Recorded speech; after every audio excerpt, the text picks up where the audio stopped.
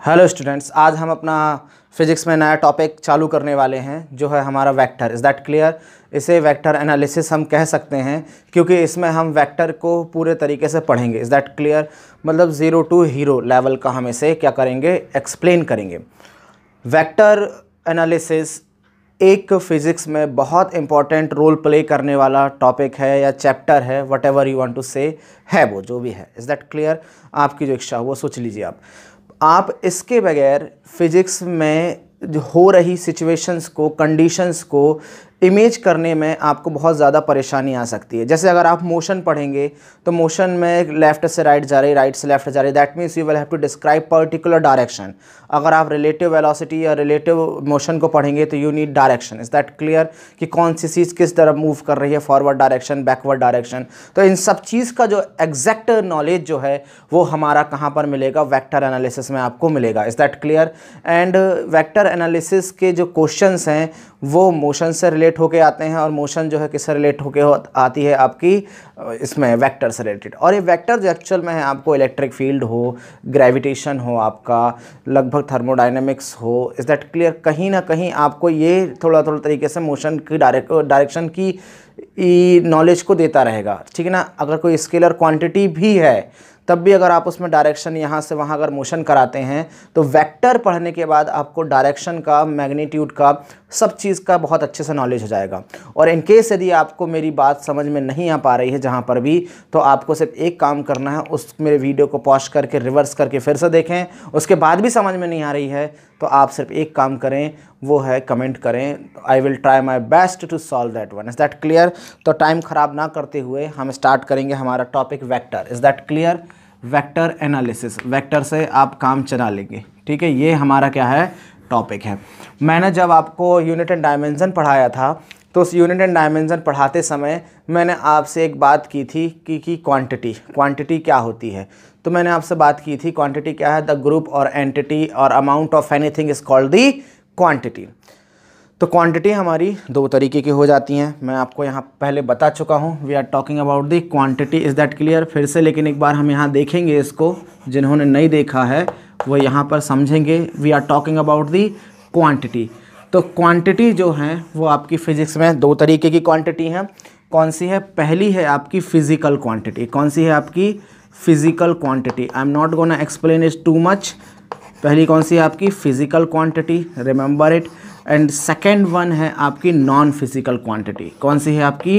Non physical quantity.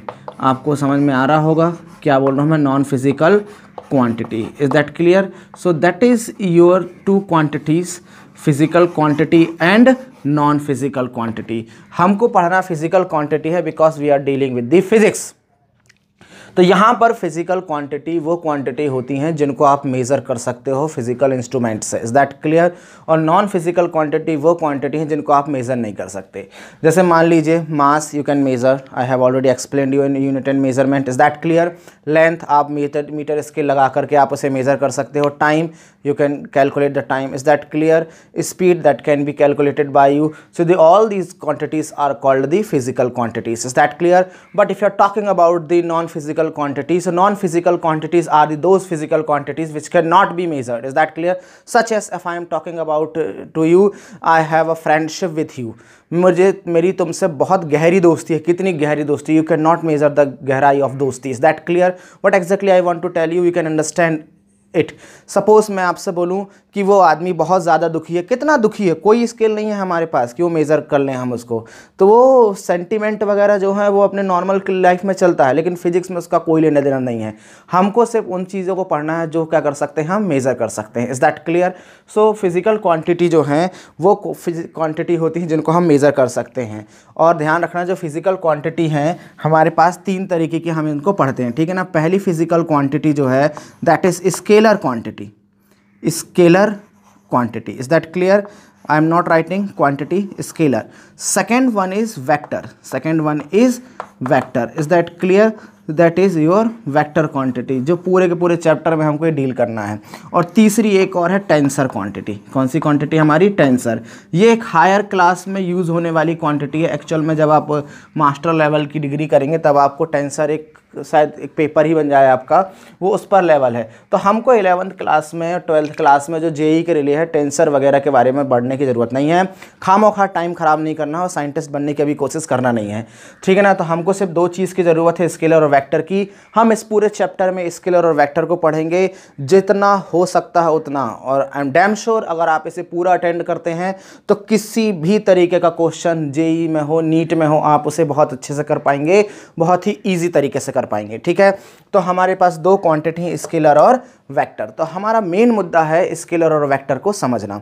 तो हम अपना टाइम ना खराब करते हुए स्टार्ट करते हैं स्केलर और वेक्टर को समझने के लिए, ठीक है। तो एक बात ध्यान देना, स्केलर और वेक्टर को पढ़ने से पहले हमें 2 चीज़ की जानकारी होना बहुत ज़रूरी है। पहला है मैग्नीट्यूड और दूसरा है डायरेक्शन। तो ज़रा ध्यान दीजिएगा, मैंने जब आपको यूनिट और मेजरमेंट जब पढ़ाया है तो वहाँ पर मैंने मैग्नीट्यूड नाम की जो टर्म है उसे क्या किया था, मैंने यूज़ किया था, ठीक है। तो ज़रा यहाँ देखो ध्यान से, मैं आपसे बात करूँ मैग्नीट्यूड। तो मैग्नीट्यूड क्या होता है, मैं इसे समझाऊंगा नहीं आपको बहुत ज़्यादा। अगर आपको मैग्नीट्यूड में प्रॉब्लम आ रही है तो आप मेरा लेक्चर जाइए यूनिट एंड मेजरमेंट में, अंडरस्टैंडिंग ऑफ मैग्नीट्यूड नाम का मिलेगा, आप वहाँ पर जाकर के उसे चेक कर सकते हैं। मैग्नीट्यूड क्या होता है इसको समझने के लिए, अगर मान लेते हैं मैं आपसे कहता हूँ कि आपकी उम्र कितनी है, तो अगर मैं बोलता हूँ भाई 16 साल, इज़ दैट क्लियर। तो डू यू नो 16 एक न्यूमेरिक वैल्यू है और ईयर जो है वो तो टाइम की यूनिट है, आप उसको बहुत अच्छे से जानते हैं, ठीक है। तो जो 16 जो न्यूमेरिक है आप उसे मैग्नीट्यूड कंसीडर कर सकते हैं। 16 ईयर जो है आपका वो क्या है, मैग्नीट्यूड है। Is that clear what exactly I want to tell. मैं बोलता हूँ कि भाई अब मैं सुबह दौड़ने गया, कितना दौड़ने गए, 2 kilometre. What is the meaning of 2 kilometre, that is the magnitude. Is that clear.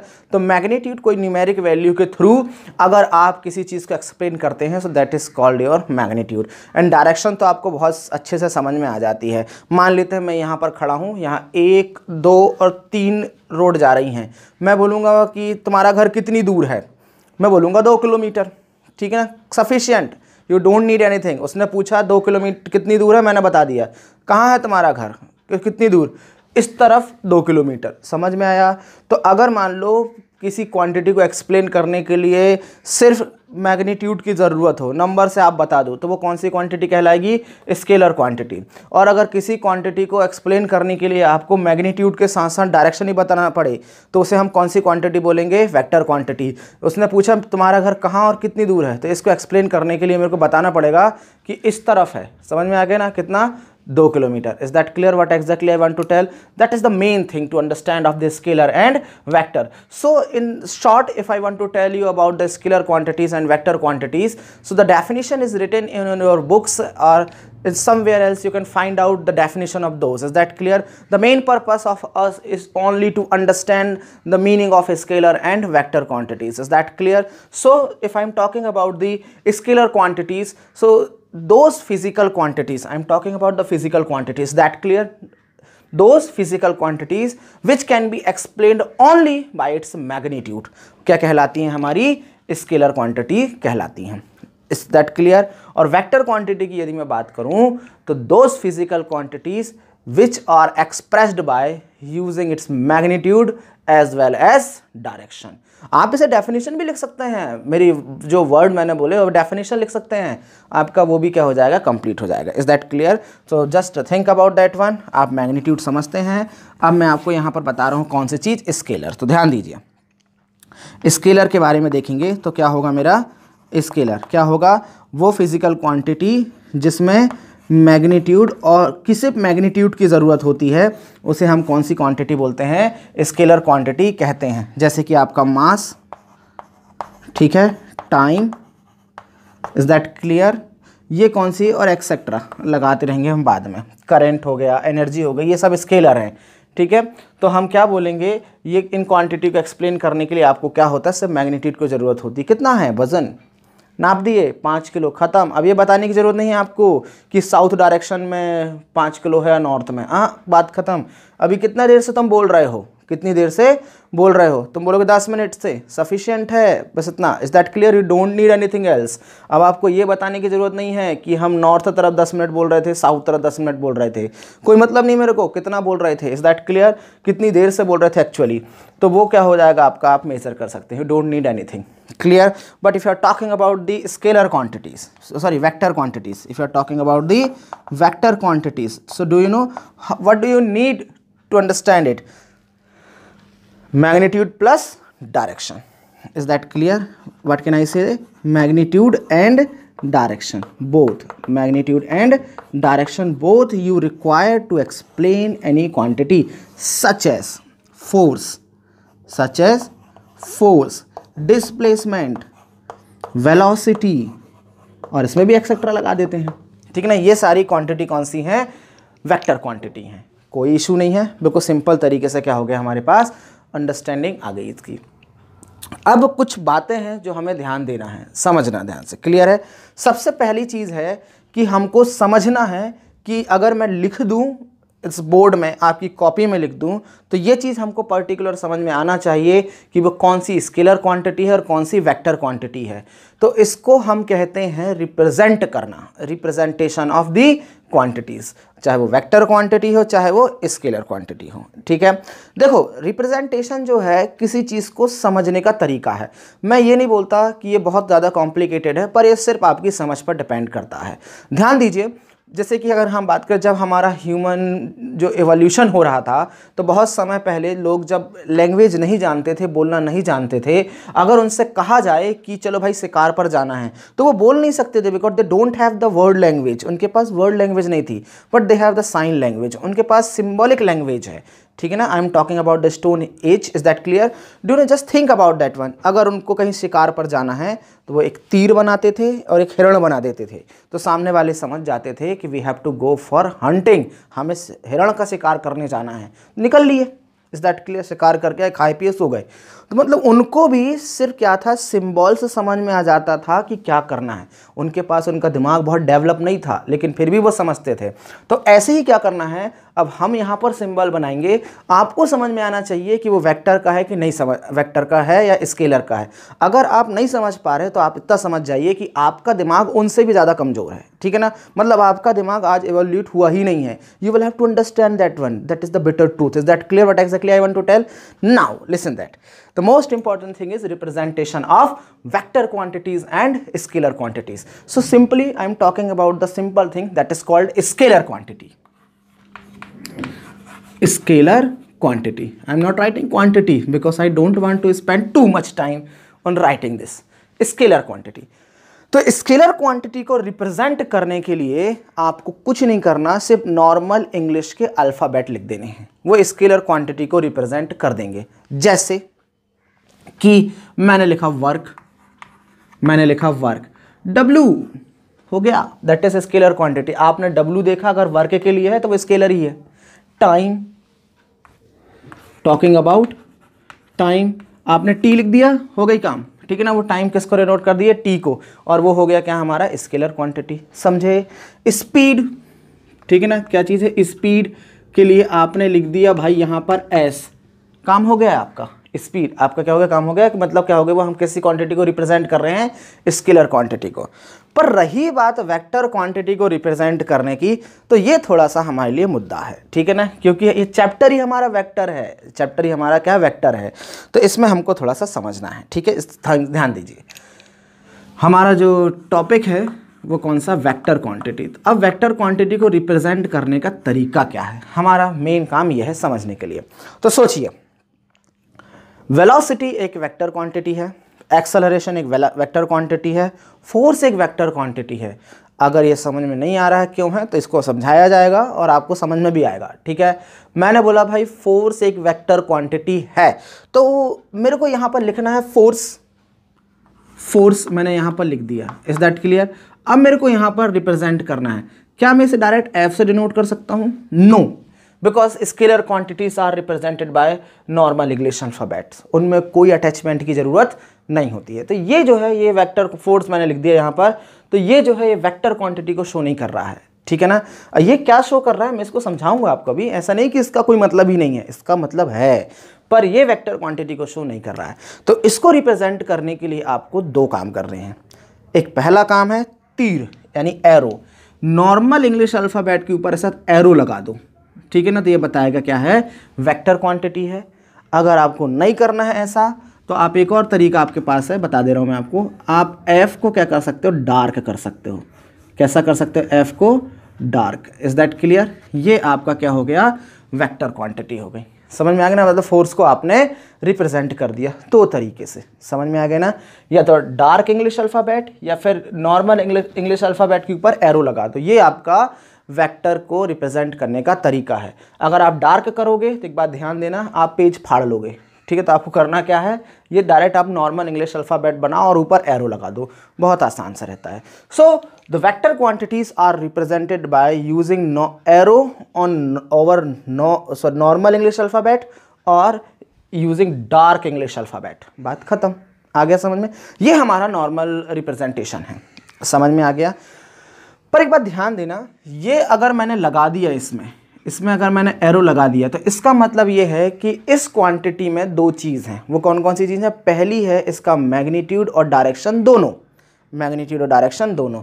तो यहाँ पर यदि मैंने लिखा वेक्टर एफ तो इसका मतलब क्या है, magnitude of F, magnitude of F यानी magnitude of force plus direction of force, direction of force. Is that clear what I am saying, direction of force, ऐसा मैं बोल सकता हूँ। इसे प्लस लगाने को मैं बोल जरूर रहा हूँ इसका, लेकिन ये प्लस नहीं है, इसको डायरेक्ट ही लिखा जाता है मल्टीप्लिकेशन के साइन। ये सिर्फ अंडरस्टैंडिंग में है कि मैग्नीट्यूड ऑफ फोर्स और डायरेक्शन ऑफ फोर्स, ये बता रहा है, ये प्लस नहीं है कि दोनों जुड़े हुए हैं। एक्चुअल में मेरा बोलने का मतलब ये है कि just think about that one. ये हमारी क्या है, इस चीज़ को समझना ध्यान से, ये हमारा क्या है, डायरेक्शन का एक सिंबल है, बना देते हैं। ये हमारा ईस्ट है, ये हमारा वेस्ट है, ये नॉर्थ है, ये हमारा साउथ है। समझ में आ गया ना आपको, मैंने ऐसा बता दिया, east west north south. Clear है। ईस्ट डायरेक्शन को मैं बोल देता हूँ स्मॉल ई, नॉर्थ डायरेक्शन को मैं स्मॉल एन, इसको समझ में आ गया आपको, ऐसा बता देता हूँ मैं। क्लियर है। तो मैं बोलूँ इस तरफ, इस डायरेक्शन में, ईस्ट डायरेक्शन में मैं 5 न्यूटन का फोर्स लगा रहा हूँ। कितने न्यूटन का, 5 न्यूटन का फोर्स लगा रहा हूँ। तो ये जो 5 न्यूटन जो है ये मेरा क्या है, मैग्नीट्यूड है। और किस तरफ है भाई, टुवर्ड्स ई, समझे। तो ये क्या हो गया तुम्हारा फोर्स को रिप्रेजेंट करने का तरीका। समझ में आ गया ना। इसको थोड़ा सा और एडवांस तरीके से करते हैं, इससे इतने से काम नहीं चलता, ठीक है ना। इसमें यूनिट वेक्टर का कंसेप्ट आता है। What is unit vector, I will explain you very soon, ठीक है। तो अगर मैं इसे हटा दूं, मैं मान लूं कि मेरी फोर्स की यूनिट न्यूटन है, तो मैं क्या बोल दूंगा, इसे ऐसा लगा सकता हूँ 5E। तो ये magnitude and direction, this is the force completely in vector form. Is that clear. But think that, ये मैंने आपसे बोला कि मेरे को सिर्फ मैग्नीट्यूड की ज़रूरत है। मुझे किसकी ज़रूरत है, मैग्नीट्यूड की ज़रूरत है।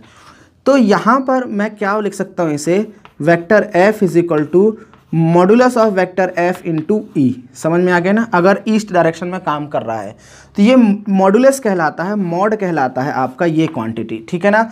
इसका मतलब होता है एफ सिर्फ न्यूमेरिक वैल्यू, सिर्फ क्या होती है इसकी, मतलब होता है न्यूमेरिक वैल्यू, और इसका जो वैल्यू होगी वो कितनी होगी, 5 newton. Understand it what exactly I want to tell, that is the meaning of simple F. आप सिर्फ उसके मैग्नीट्यूड की बात कर रहे हैं, समझ में आ गया ना। तो ये जो है इसका मतलब ये होता है। लेकिन अगर आप वेक्टर लगा दिए तो मैग्नीट्यूड प्लस डायरेक्शन, ये हमारा नॉर्मल कंसेप्ट है फोर्स को समझने का। Is that clear. Vector quantity को ज्योमेट्रिकली भी क्या कर सकते हैं हम, ग्राफिकली भी इसको रिप्रेजेंट कर सकते हैं। तो रिप्रेजेंट करने का इसको कौन सा,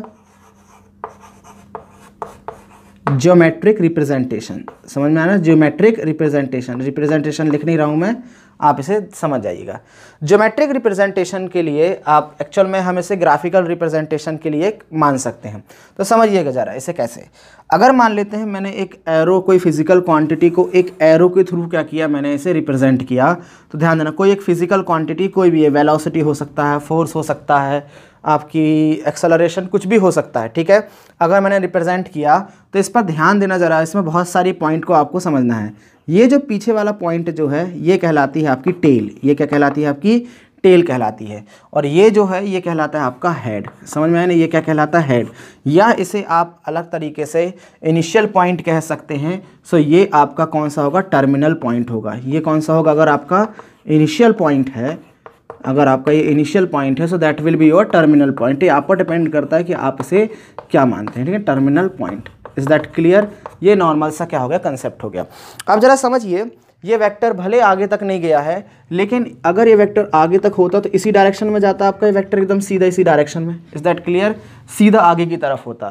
तो ये लाइन जो है ये कहलाती है आपकी लाइन ऑफ एक्शन। ये क्या कहलाती है आपकी लाइन ऑफ एक्शन। आप इसे बहुत अच्छे से ध्यान रखिएगा, लाइन ऑफ एक्शन। जब आप टॉर्क वगैरह पढ़ेंगे, रोटेशनल मोशन पढ़ेंगे, तब आपको लाइन ऑफ एक्शन बहुत ज़्यादा यूज़ होगा, और उस समय अगर आप लाइन ऑफ एक्शन को नहीं समझेंगे तो आपको वहाँ पर बहुत तकलीफ होगी इस चीज़ को विजुअलाइज करने में कि ये हो क्या रहा है।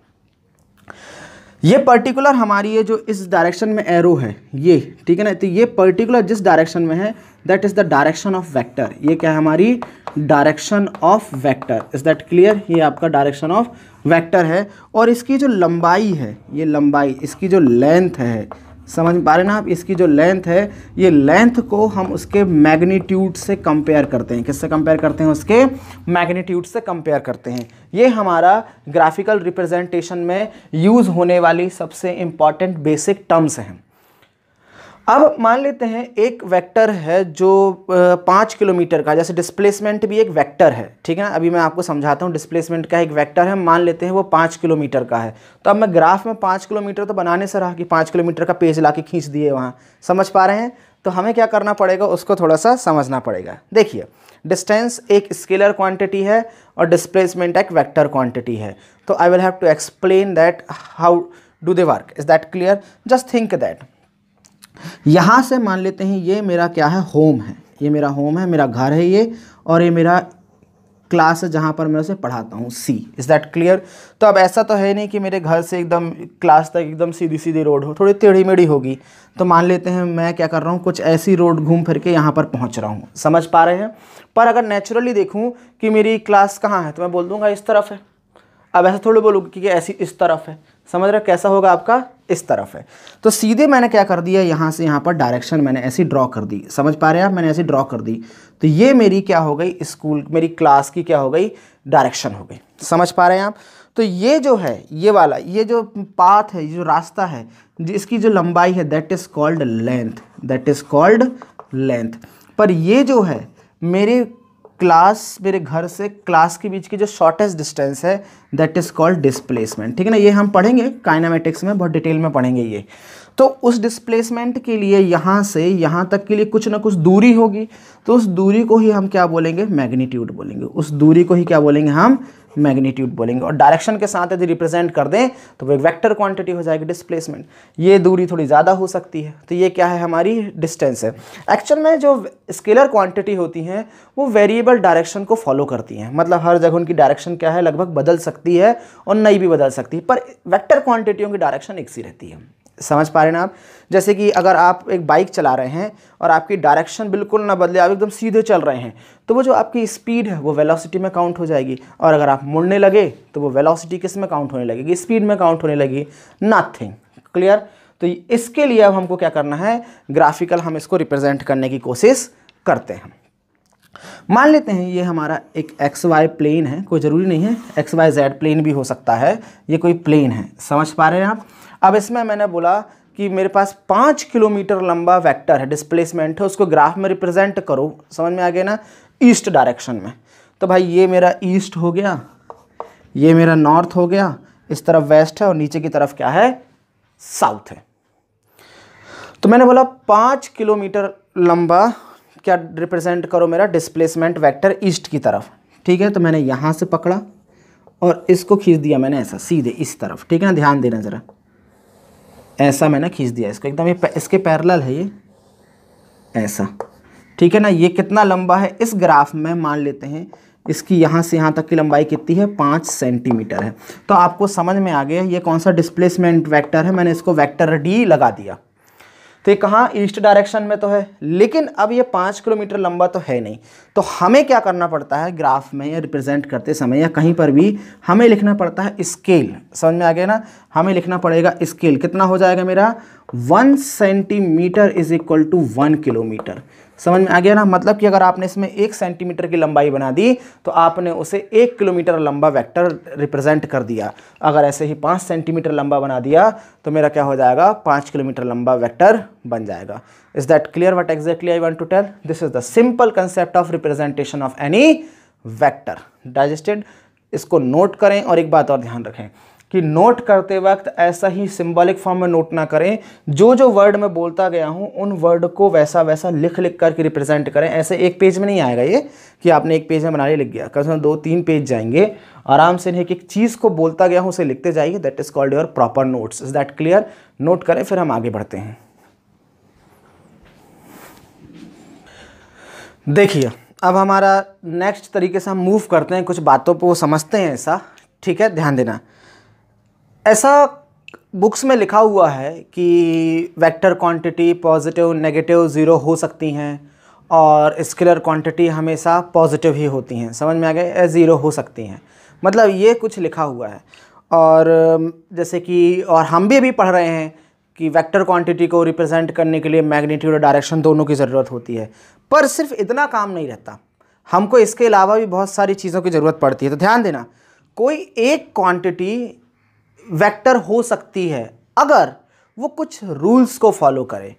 पहला रूल्स जो है कि उसका जो हमारा जियोमेट्रिकल रिप्रेजेंटेशन और मैथमेटिकल एक्सप्लेनेशन हो या मैथमेटिकल रिप्रेजेंटेशन हो, वो दोनों क्या कर सके, सही तरीके से फॉलो कर सके, जो हमने यहाँ देखा था। ठीक है ना, जैसे डिस्प्लेसमेंट के बारे में हमने देखा। मैं मास को यदि ग्राफिकली रिप्रेजेंट करूँ तो आप नहीं कर पाओगे, ठीक है ना। तो मास आपका क्या है, एक स्केलर क्वांटिटी है, आप उसे ग्राफिकली रिप्रेजेंट नहीं कर पाएंगे। समझ में आया ना, समझ किस डायरेक्शन में है, कहाँ पर है, यू कैन नॉट डन। और दूसरी चीज़ जो है इसमें मैं आपसे बात करूँ कि सबसे पहले वो वेक्टर अलजेब्रा को फॉलो करना चाहिए। कौन सी? वेक्टर अलजेब्रा को फॉलो करे कोई भी क्वांटिटी, तभी वो क्या होगी, मेरी स्केलर वेक्टर क्वांटिटी होगी। Is that clear?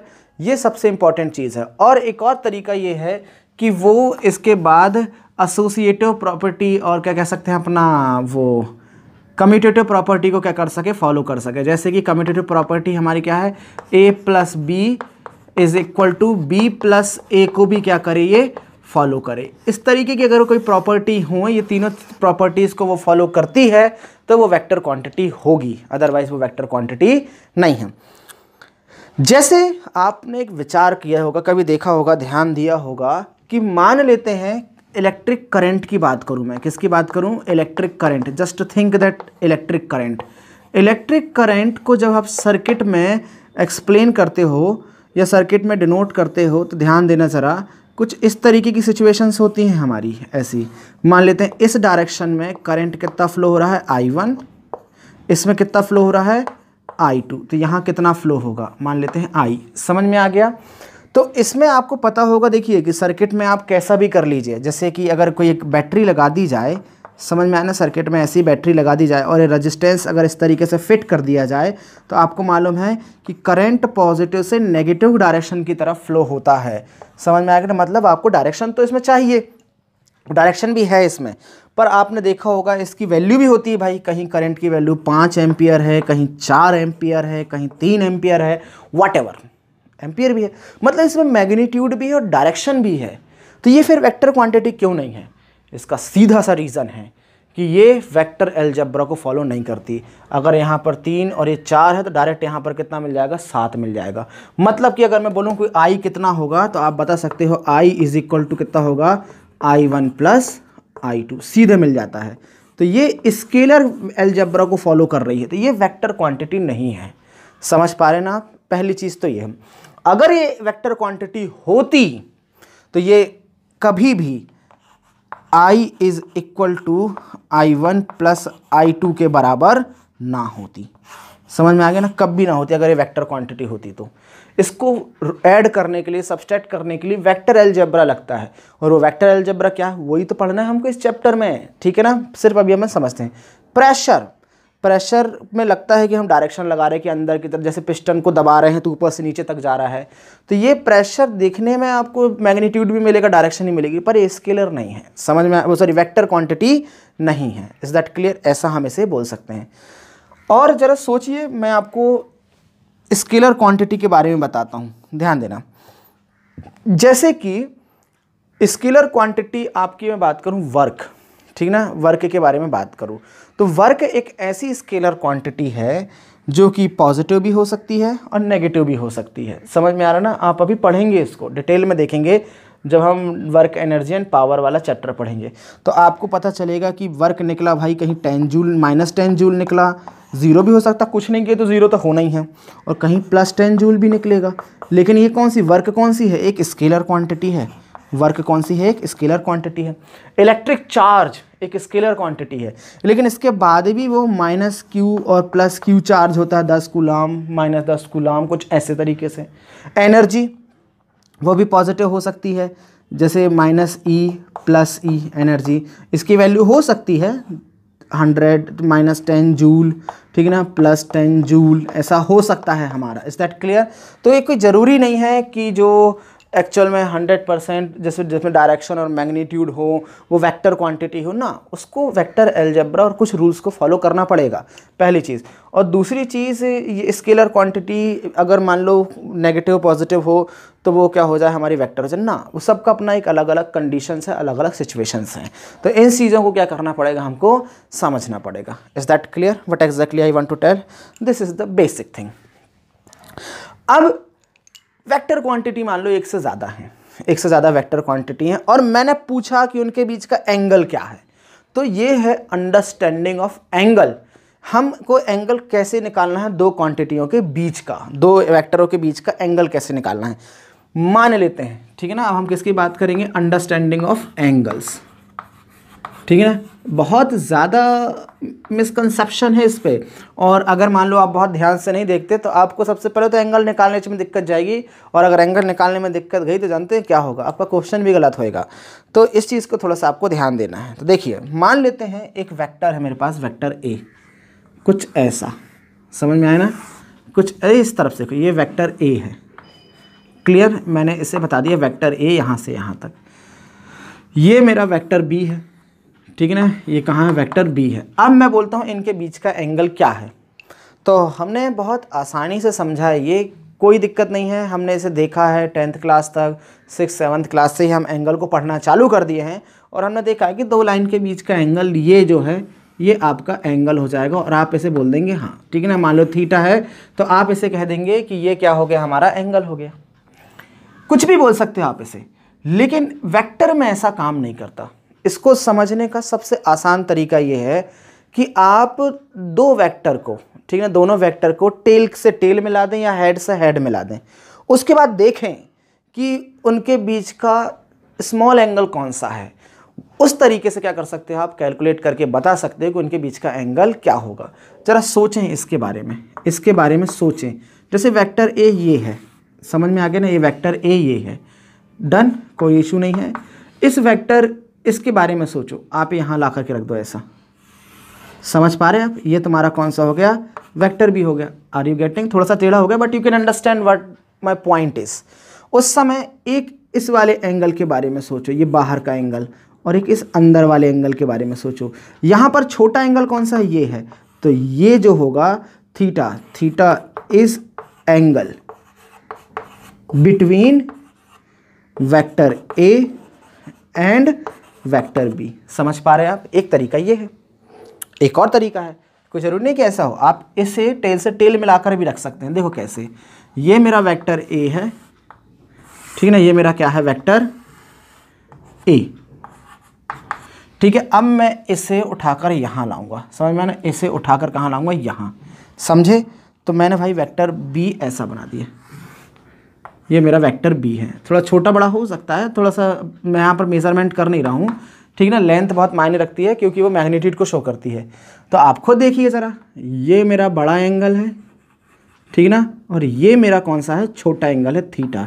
So you can understand that theta is the angle between vector A and vector B. Clear है? पहला तो ये हो गया। और ये बहुत आसान तरीका है दो वेक्टर के बीच का एंगल निकालने के लिए। पर एक बात आप विजुअलाइज करिए, समझिए जो मैं आपसे बोल रहा हूँ, इसके बारे में देखते हैं, ठीक है ना। इसको फिर से मैं यहाँ पर ये डायग्राम बना रहा हूँ और आप इसे समझ के देखिएगा मैं आपसे बता क्या रहा हूँ, ठीक है ना। बहुत अच्छे से समझिएगा। अगर ये बात समझ में नहीं भी आती है तो कोई दिक्कत नहीं है, यू कैन अंडरस्टैंड। क्या है, जैसे मान लेते हैं ये मेरा वेक्टर है, वेक्टर ए, ठीक है, और ये मेरा क्या है, वेक्टर बी। कोई इशू नहीं है। मैं बोलूँ भाई कि ये वेक्टर ए और वेक्टर बी के बीच का एंगल क्या है, तो समझना ध्यान से। एक्चुअल में ये इसकी लाइन ऑफ एक्शन है। ये क्या है, इसकी लाइन ऑफ एक्शन, मतलब इस वेक्टर को सीधे ऐसे जाना था, लेकिन क्या हो गया, वो मुड़ गया। तो अपनी जगह से कितना मुड़ा, ऐसा भी मैं इसे बोल सकता हूँ। So that will also be the angle between vector A and vector B. Is that clear? You can consider theta as angle between vector A and vector B. Is that clear? आप इसे बहुत अच्छे से क्या कर सकते हैं, समझ सकते हैं इस तरीके से। तो मेरे ख्याल से आपको ये बहुत अच्छे से समझ में आया होगा वेक्टर ए और वेक्टर बी के बीच का एंगल कैसे निकालते हैं। ये एक बहुत बेसिक कंसेप्ट है। ये जो चीज़ आप आज पढ़ रहे हैं, ये सारी की सारी चीज़ यूज़ होने वाली हैं और आपको उस समय समझ में आएगा कि ये क्यों पढ़ रहे हैं। अगर आपको इसका नॉलेज नहीं है तो डायरेक्ट जब क्वेश्चन किए जाएंगे और उस समय बोलूँगा इसके बीच का एंगल ये है, ये हमारा वेक्टर क्वांटिटी है, हमारी स्केलर क्वांटिटी है, तब आपको ये समझ में नहीं आएगा। उधर समझ में नहीं आया तो आप फिर न्यूमेरिकल करने में दिक्कत जाएगी। आपको हमेशा 50 यूट्यूब चैनल में बोला होगा, आपको 50 तरीके से मोटिवेशनल लोगों ने बोला होगा, फिजिक्स में रिलेटेड लोगों ने 50 जगह से 50-60 जगह की बुकों में हर जगह लिखा होगा कि न्यूमेरिकल करने के लिए कंसेप्ट की सबसे ज़्यादा ज़रूरत होती है। और कंसेप्ट का मतलब होता है यही बारीक जानकारियाँ। समझ पा रहे हैं ना आप इसे नोट करिए, फिर आगे बढ़ेंगे। ध्यान देंगे। अब हम अपने वेक्टर एनालिसिस को आगे बढ़ाएंगे और यहाँ पर अब हम पढ़ेंगे टाइप्स ऑफ वेक्टर या फिर terminology of vector. Types of vector ये है कि जैसे कभी कभी आपको लिखा हुआ आएगा equal vector, opposite vector, null vector, whatever. Is that clear? कुछ ऐसा लिखा हुआ आएगा तो उसका मतलब भी तो समझ में आना चाहिए, तब तो हमको क्वेश्चन करते बनेंगे, ठीक है। तो ज़रा ध्यान दीजिए। सबसे पहला जो है मैं टाइप्स ऑफ वेक्टर जो हमारा है वो हेडिंग आप डाल लेना अपनी कॉपी में लिखते समय, ठीक है ना। पहले कौन सा है मैं बात कर देता हूँ भाई, इक्वल वेक्टर। किसकी बात करूँ मैं आपको? Equal vector. Is that clear what I am saying? तो अब ध्यान दे जरा, इक्वल वेक्टर के बारे में हम पढ़ेंगे। इक्वल का मत कब आप बोलेंगे इक्वल है? जब कोई दो एक से ज़्यादा क्वांटिटियाँ हो तब तो आप उसका कंपैरिजन करेंगे, और जब कंपैरिजन करेंगे यदि वो बराबर हों तो आप क्या बोलोगे? इक्वल वेक्टर होंगे। एक बात और, इक्वल वेक्टर को कंपेयर करने के लिए सबसे इंपॉर्टेंट चीज़ है आपके पास कि वो क्वांटिटी सेम होनी चाहिए।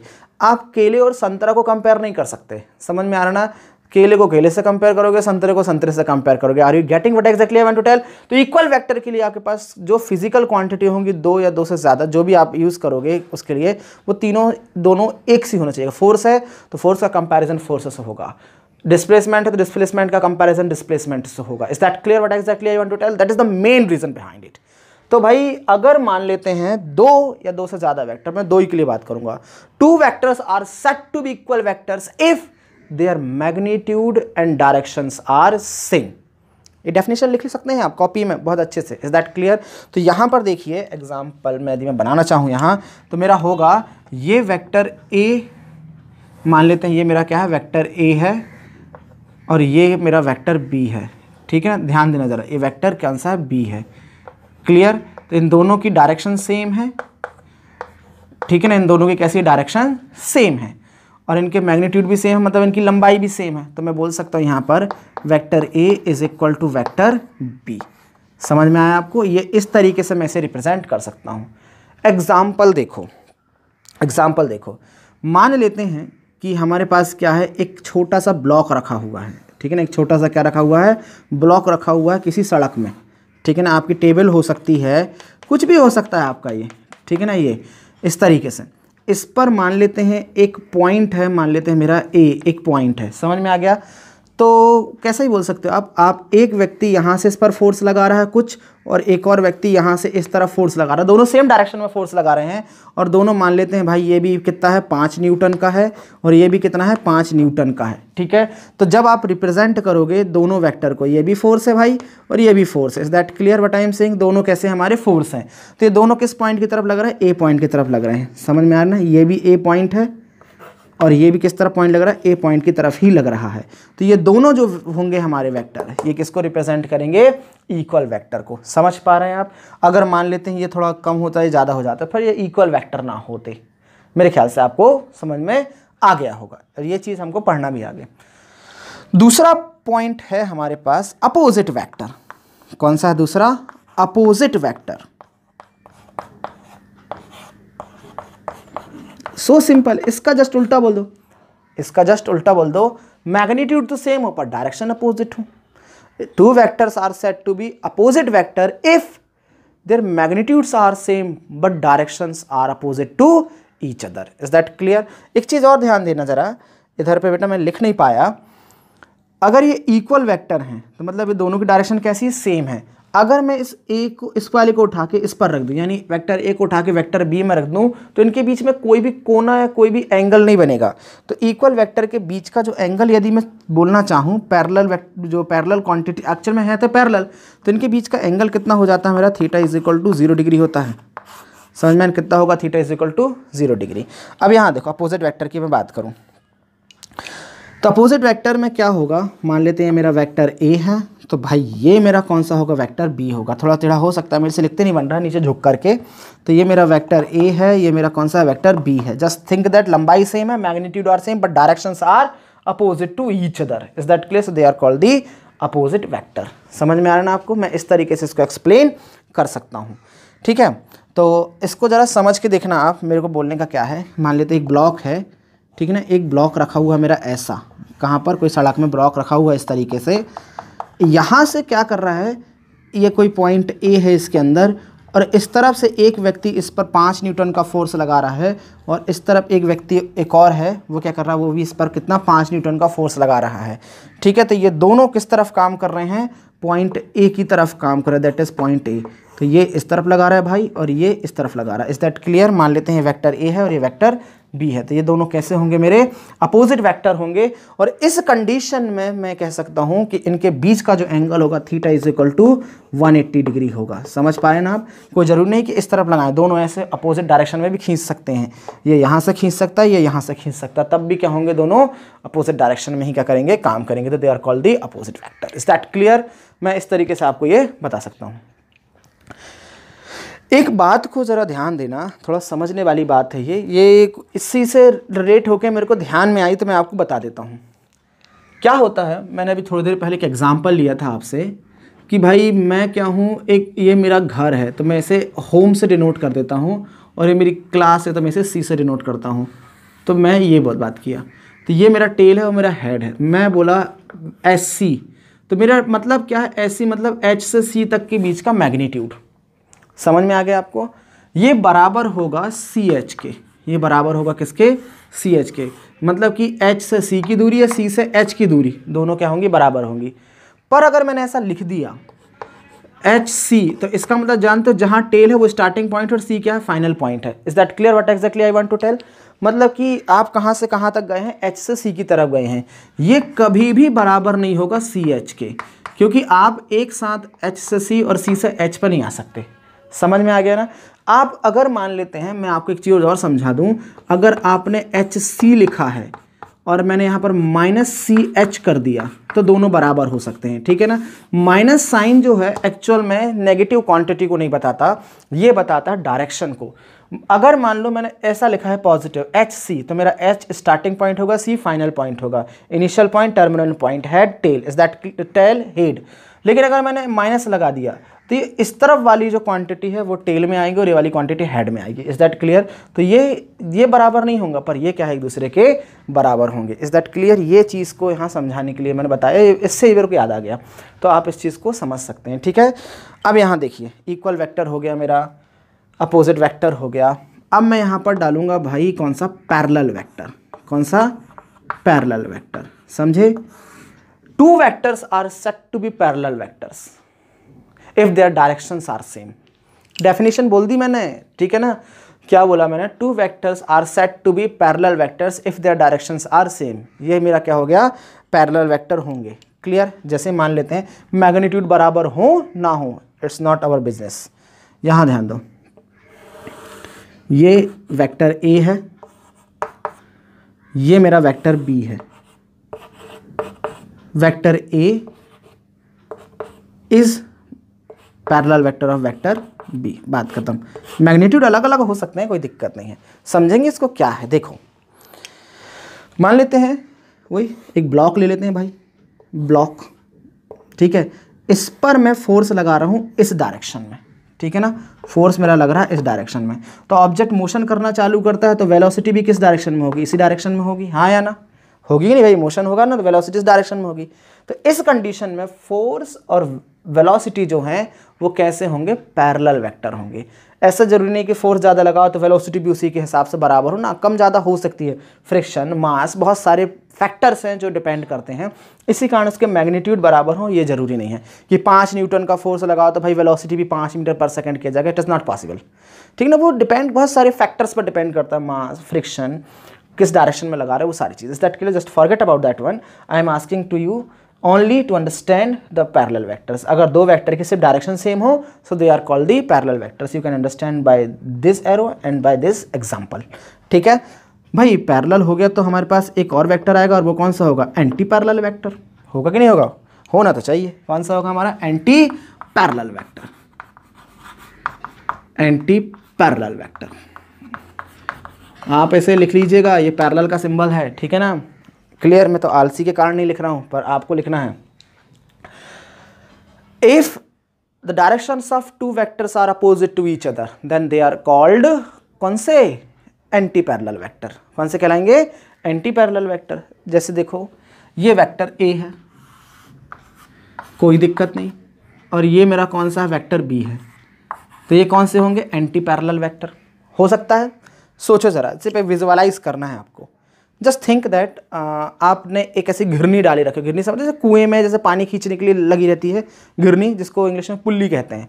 सोचो ज़रा, यहाँ एक पुल्ली लटकी हुई है, ठीक है ना। उससे एक ऐसी केबल गई है इस तरफ, ठीक है ना। आपने जिम में भी देखा होगा, एक ऐसी केबल को हम डाल देते हैं। अब आप उसके जो हैंडल को नीचे खींचते हो तो you are applying the force downwards, पर देखा उस तरफ का वेट कहाँ जाता है? ऊपर की तरफ। देखा ना? समझिए ध्यान से, आपने फोर्स लगाया नीचे की तरफ, डिस्प्लेसमेंट कहाँ हुआ? ऊपर की तरफ। तो आप जरा सोच के देखिए, फोर्स की डायरेक्शन आपके हिसाब से और उसकी डायरेक्शन दोनों कैसी हैं? अपोजिट हैं। एक कंडीशन ये है, तो दोनों कैसे हो जाएंगे? एंटी पैरेलल हो जाएंगे। या फिर एक और तरीके का जो सोचिए ज़रा इसके बारे में, कंडीशन सोचिए कि जैसे मान लेते हैं क्या है, एक छोटे बच्चे की बाइसिकल है जो इस तरफ मोशन कर रही वी वेलोसिटी से। समझ में आ गया ना? उसके ब्रेक फेल हो गए हैं तो तुमको रोकना है, तो तुम क्या करोगे? पकड़ के अपने तरफ खींचोगे। तो वहाँ मान लो पीछे का हिस्सा पकड़ के आपने इस तरफ खींचना चालू कर दिया। समझ में आ गया ना फोर्स? तो ज़रा ध्यान दो, दोनों कैसे हैं? एक दूसरे के अपोजिट डायरेक्शन में है। तो मैं ये कह सकता हूँ कि ये दोनों कैसे होंगे? एंटी पैरेलल होंगे। समझ पे आ रहा है ना आपको? ध्यान से, क्वांटिटी अलग अलग हो सकती हैं, कोई दिक्कत नहीं है, पर अगर मान लो पैरेलल वेक्टर में दोनों के मैग्नीट्यूड सेम हो जाएं और उनकी क्वांटिटी भी सेम हो जाए तो वो इक्वल वेक्टर बन जाएगा। मतलब कि जो इक्वल वेक्टर है वो पैरेलल वेक्टर होता है, पर ज़रूरी नहीं है कि पैरेलल वेक्टर इक्वल वेक्टर हो। समझे? आराम से समझते रहना जो मैंने बोला, ठीक है ना। विजुअलाइज करना और समझते रहना। ये मेरा एंटी पैरेलल वेक्टर हो गया, कोई दिक्कत तो नहीं है। ऐसे बहुत सारे वेक्टर्स आपकी बुक में लिखे हैं, लीनियर वेक्टर, प्लेनर वेक्टर, मतलब कोप्लेनर वेक्टर हो गया आपका, पोलर वेक्टर हो गया, मतलब इस तरीके के बहुत सारे वेक्टर्स लिखे हुए हैं। मैं आपको एक और समझा देता हूँ, लीनियर वेक्टर, ठीक है ना। फिर आप अपनी बुक से देखते रहना उसको, जो जो जहाँ जहाँ मेरे को लगता जाएगा मैं वो आपको समझाते जाऊँगा। Linear vector,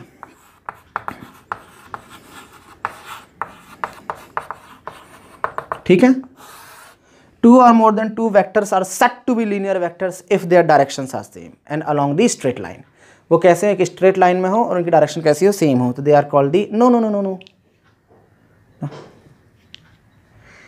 two or more than two vectors are said to be linear vectors if they are along the straight line। अगर वो straight line के डायरेक्शन में है तो, जैसे ये वेक्टर देखो, वेक्टर ए वेक्टर बी, ये पहला केस है।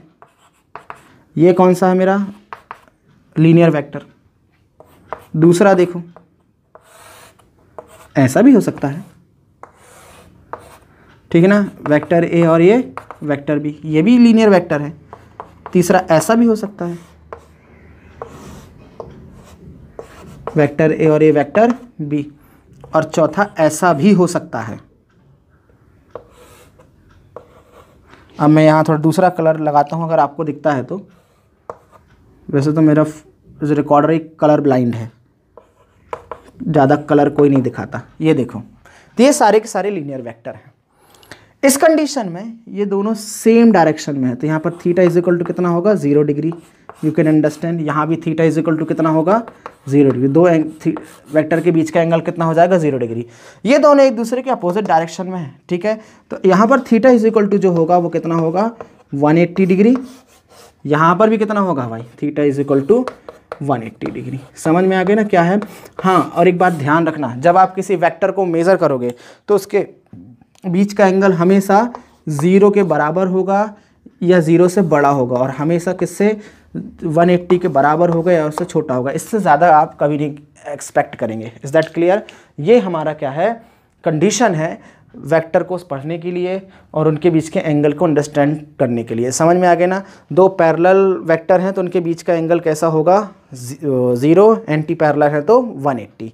आप इसको भी इस तरीके से समझ सकते हैं, ठीक है ना। आप इसे नोट करिए, फिर हम आगे का पढ़ेंगे।